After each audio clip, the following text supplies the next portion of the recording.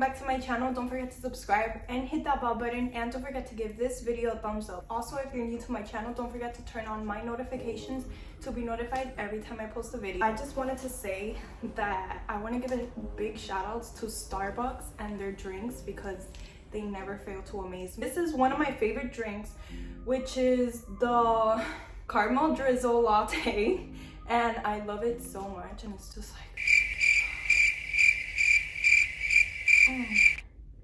Hey, let's get right into the video. A lot of you have been DMing me and asking me, oh my god, when are you gonna make another story time? I need a story time. I need peace in my life. I need a story in my life. I'm about to drop a story time. Sit back tight, get your drinks, get your popcorn, get whatever you have around you, because I'm about to drop a story time.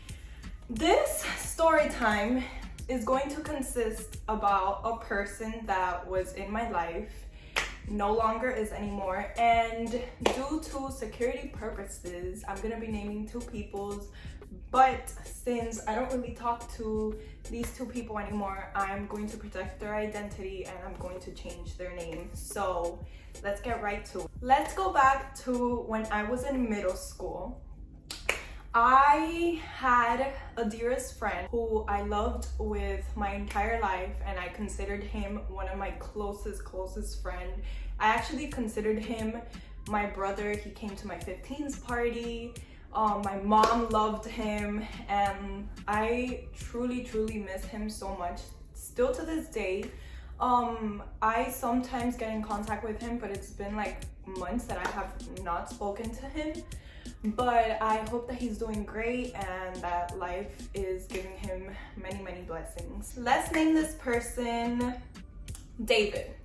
Okay, so back in middle school, I had a friend named David, and me and him, we were so close. So it was me, him, and my other best friend, Abby. Abby, if you're watching this, you know who I'm talking about. Me, him, and my best friend, we would always talk, mess around in like ways, don't have dirty minds, guys. Mess around in like ways that we would joke around, we would bother teachers, and like we would make so many jokes, tell story times to each other of things that have happened in our lives and things that we haven't done and things that we would do in the future and whatnot. Oh my god, I was about to say his name. That was so bad.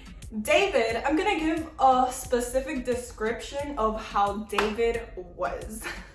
David, he was very cocky. Yes, he was very cocky just because he was very good looking, you guys. Like, he was so good looking that every girl wanted to be with him. At the time, Twitter wasn't really much of a big thing. It was much of Snapchat, Facebook. Well, Snapchat was starting to get like a little bit of fame, but it was mostly Instagram and Facebook. Every time he would post a picture on Instagram, every girl, you guys, like every girl would go nuts and go crazy just to like talk to him, DM him, like meet up with him, hang out with him, and do other things, if you know what I mean. But David was very picky with the girls that he would want to be with, and like a specific type and like whatnot. He would actually flirt with me back in middle school, but I would be like, bro, no, I don't see you that way. You're really cute and all, but you're not my type. I don't really like you like that. And like, he would still flirt with me, but jokingly, because he knew that like it bothered me, but he would still do it. I remember that every time we had lunchtime, we would sit outside because our lunchtime was outside in these big ass tables. So we would sit outside, and it was always me. So it was me here, him next to me, and like Abby in the other side. And I remember that he would always come to lunchtime and like tell us stories about every girl that he has been with. Like every girl he has had sex with, he has kissed, he has hung out with, and like whatnot. And all those stories were like wild, you guys. Like my virgin ears and like my virgin self was like, oh my god, like this kid is like crazy. Like I said, he was very cocky, and he was very picky with what girl he was with. So I remember one day he comes to school And he's like, oh my god, guys, I have to tell you something. And I was like, oh, what's up? And he's like, I've been talking to this beautiful ass girl, like she's so pretty, like she's so beautiful, like she's definitely my type. I want to be with her and I want to invite her to my Getty. And I was like, what is a Getty? Now, pause before I continue the story. A Getty is like a small get-together with a bunch of friends that at the time a lot of people used to do in like hotels and like house parties when parents weren't even in the house and like whatnot.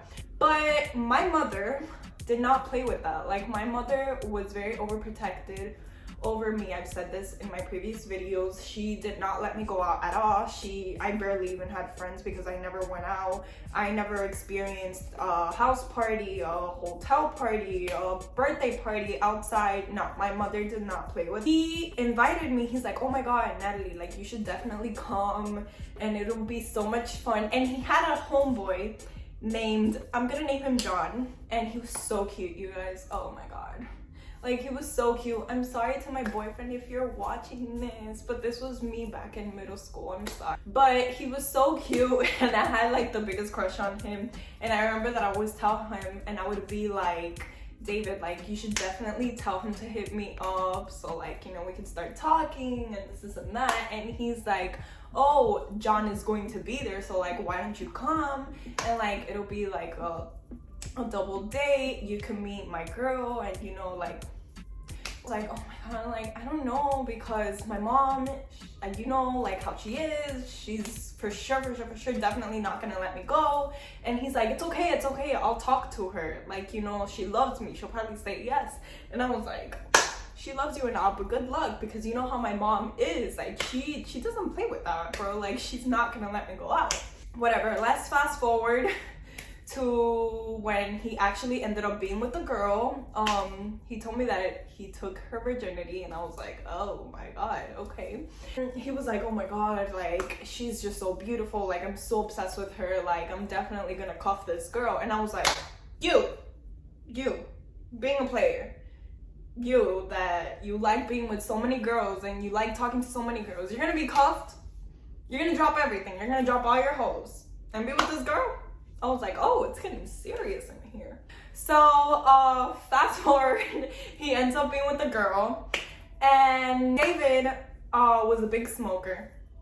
He smoked weed a lot, and I guess his mother was so tired of him smoking weed, because what mother wants their son or their daughter like smoking and doing drugs and like whatnot? And she just had enough. She didn't want to deal with that anymore. He had a big problem, and we would always give him advice, and we would be like, bro, you don't need that in your life. You know that when you try one thing, you're gonna want to end up trying stronger things and whatnot. But it would go through one ear and like come out the other. Like, he wouldn't really listen. So his mother ended up putting him in a rehab center. He told me, he was like, hey, Nati, I need you to do me a favor. I need you to text this girl and tell her that this relationship is not gonna obviously work because I'm here, and like, how the hell am I gonna be able to see her? And I was like, it's okay, like, I got you, like, don't worry, I'll talk to her, I'll explain to her everything. And I ended up doing that. And at the time, Kik, if you guys know, which I'm sure all of you know what Kik is, it used to be a big thing at the time. I texted her through Kik, and I was like, hey, let's call her Diana. Let's call her Diana. I was like, hey, Diana, David is in a rehab center, and he told me to tell you that this between you guys is like not gonna work anymore. You know, he misses you so much, and he wants to be with you because he really does like you, but it's just not gonna work out. And she's like, well, that's like very disappointing, because I really started to like him, and it's just so sad that he's there and I'm not gonna be able to see him. Like, yeah, it's very disappointing and it's very sad. This whole situation is like not it. I miss him a lot, you know, like I miss him coming to school and like telling all these crazy ass stories, because he would literally come to school every single day with a different story. Like, every single day it was a different story with him. Fast forward, I finished the middle school.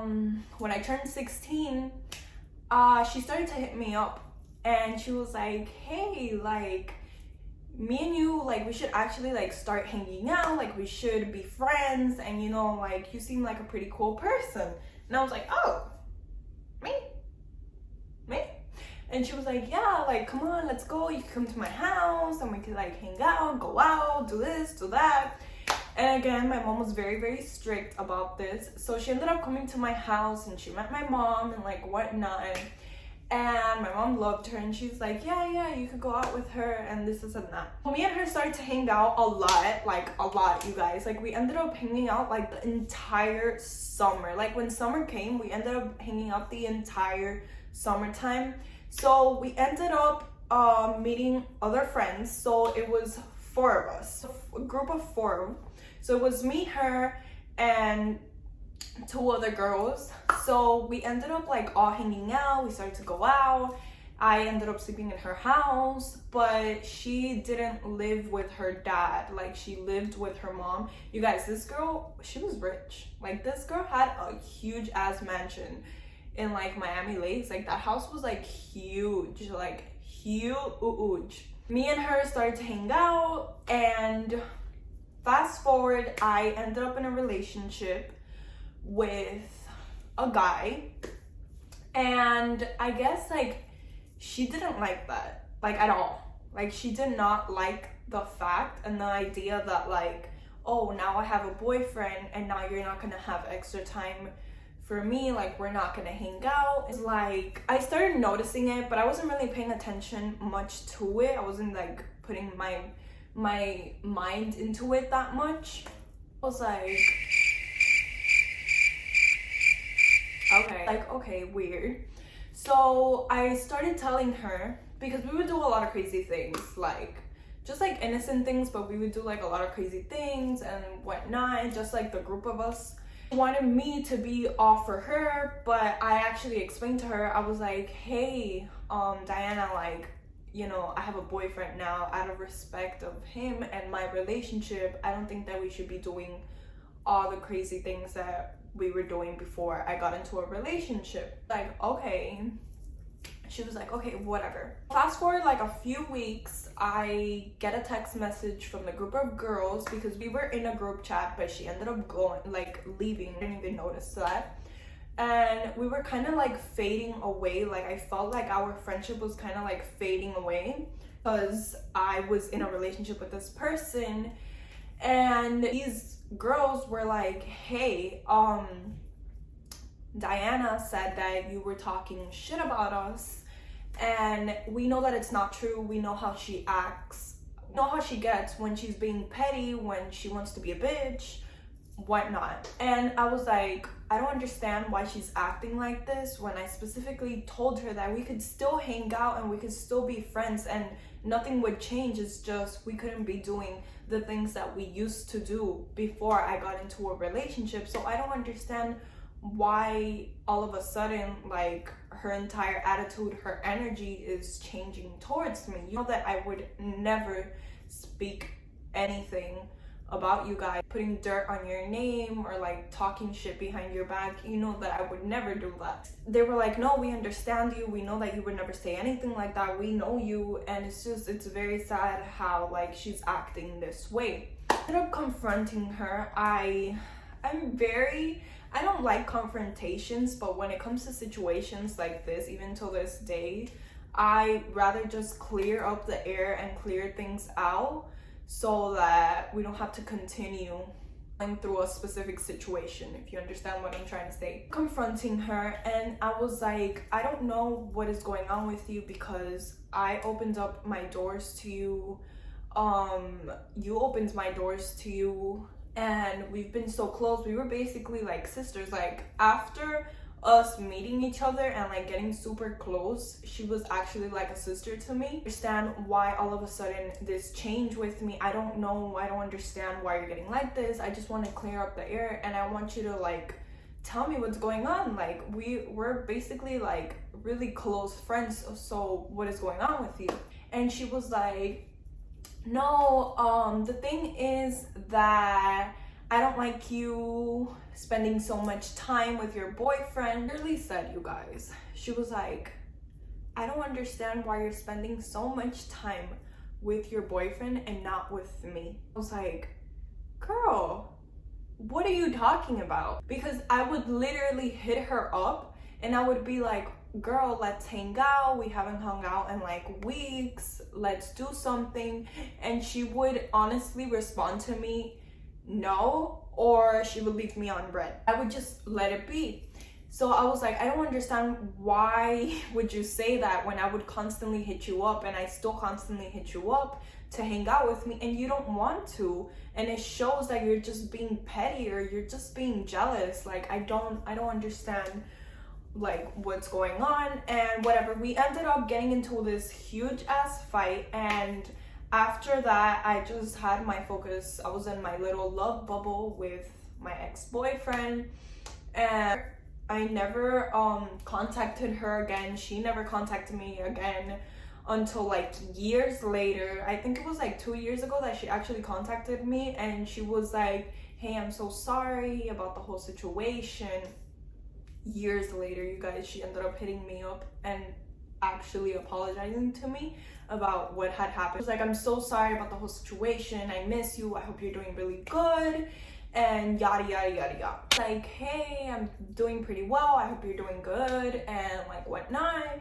And there, I left it like that, because I really don't need people like that in my life. I'm sure that she has changed, because obviously if you don't change after like 5 or 6 years, then there's a major problem with you. But really, like, I didn't really want to like rebuild a friendship with her, just because I still felt hurt that she never apologized or never came to me like face to face and actually apologized for everything that she said to me. Because it wasn't only that, she said a lot of mean things and a lot of things that like tell her like privately, because I would open up to her and like tell her about my life, and she would literally just throw it at my face, and I was just, that was not gonna happen. Felt so disrespected just because I opened up to this girl, and I didn't want that. I didn't want to deal with that shit anymore. Long story short, this person, Diana, she was a fake ass friend from what I could tell. She ended up telling me all of these things, and I was just so confused at the fact as to why she was telling me these things. Like, I don't understand why the big change all of a sudden. I'm guessing she was just jealous that I had another person, or I wasn't giving her much attention, or we weren't doing like the things that we used to do. I don't understand what her problem was, because she never really specifically told me what her problem was, just the fact that I wasn't spending much time with her. That's all she said. The whole situation was so shady, and I left it as that. And that was pretty much it, guys. That was a story time about the time that my closest friend ended up being so shady and so petty. Thank you guys so much for watching, and I'll see you guys on my next video. Bye.